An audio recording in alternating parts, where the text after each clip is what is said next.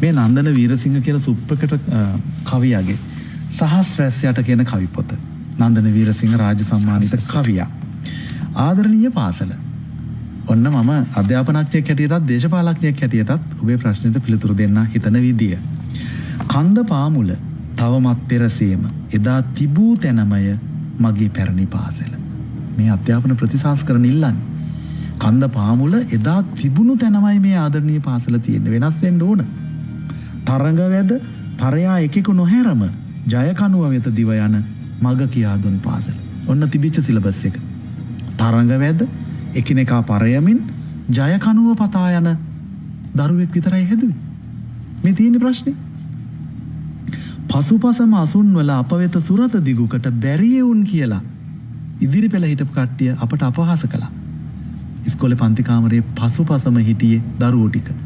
බැරිය වුන් වැරදි. වැරදි. කොහොමද අය හොයාගන්නේ අපි?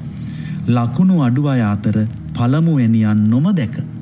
ලකුණු අඩු නම් පළවෙනියෝ නෙවෙයිද? නෑ, ලකුණු අඩු අය අතර පළමුවෙනියන් ඕන තරම් ඉන්නවා. අන්න ඒකටයි මොඩියුල හැදුවේ. ලකුණු අඩු වෙන්න පුළුවන්. පළමුවෙනියන් ඕන තරම් ඉන්නවා මේක ඇතුලේ.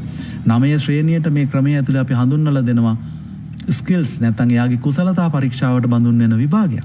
එතනින් දරුවා හොයා ගන්නවා මම ශාස්ත්‍රීය පාරේ දිගටම යනවද මම වෘත්තීය අංශයට යොමු වෙනවද කියලා. ඇයි? ලකුණු අඩු වෙන්න පුළුවන්. එකම ගහකට නගින්න බෑ. සිංහයෙකුට, කොටියෙකුට, ව්‍යාග්‍රයෙකුට නේද? වඳුරෙකුට, කුරුල්ලෙකුට. කුරුල්ලෙක් එසැනින් පියාඹායයි ඒ ගහට. සිංහයා වනාන්තරේ රජ්ජු වුණත් එයාට ගහට නගින්න අමාරු. එහෙම මනින්න බෑ. ඒ හින්දා මේ බලන්න. කන්ද නොනැගම පෙරමෙන් එකම තැන läග හිඳිමින් අවුරුදු කීයක් එකම තැන läග ඉඳලා තියෙනවා. පෙරමුණට සටන් සගයන් නෙවන ආදරණීය පාසල. මේ සටන් සගයන් කියලා අදහස් කරන්නේ සමහර විට ඒගොල්ලන්ගේ රැකී ආරක්ෂා වෙන්න පුළුවන්. කාලෙකදී මේ දරුවන් යොමුනේ හමුදාවට, කාලෙකදී දැරියන් යොමුනේ ජුකී මහන්න, කාලෙකදී මේ දරුවන් යොමුනේ අරගල වලට, විප්ලව වලට වෙන මට්ටමකින් නේද? අපි හදාගත්තද පරිසමාප්ත අධ්‍යාපනයක්? මෙන්න මේක නිවැරදි කරන්නයි අපි මැදිහත් වෙන්නේ.